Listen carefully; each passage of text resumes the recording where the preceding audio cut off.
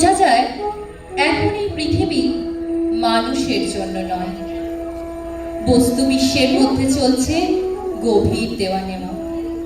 বিদ্যুৎ শিখার মধ্যে রয়েছে গহন কোনো বাণী। রোমাঞ্চিত হয়ে উঠেছে পায়ের তলার মাটি। এইরকম সময়ে দিন ঠিক করা সহজ নয়। আমি পা বাড়িয়ে থাকি, কিন্তু কোন দিকে যাব জানি না। ভারতবর্ষের মানচিত্রের উপর দাঁড়িয়ে আমি পথ হারিয়ে ফেলেছি। দিঘির জলে ভাসছে গোলাপি শাড়ি পরা বধূটির সব। তার পায়ের আলতা ধুয়ে যায়নি, তার হাত ভর্তি সবুজ কাঁচের চুড়ি। একদিন যারা উদাসীন ছিল তারাই আজ পদাতিক।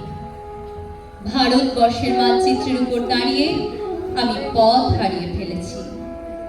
চতুর্দিকে সবকিছুই অচেনা।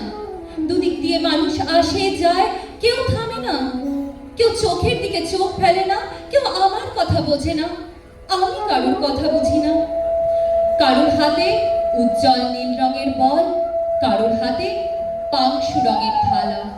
কেউ মুঠো মুঠো বাতাস খায়, কেউ অ্যালকোহল দিয়ে দাঁত মাজে।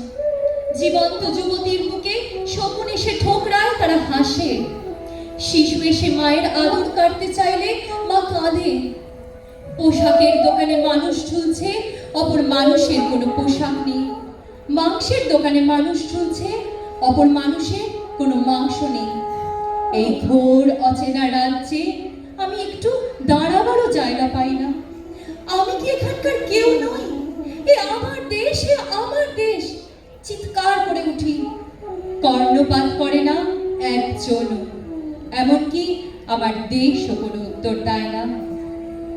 ভারতবর্ষের মানচিত্রের উপর দাঁড়িয়ে আমি পথ হারিয়ে ফেলেছিলাম।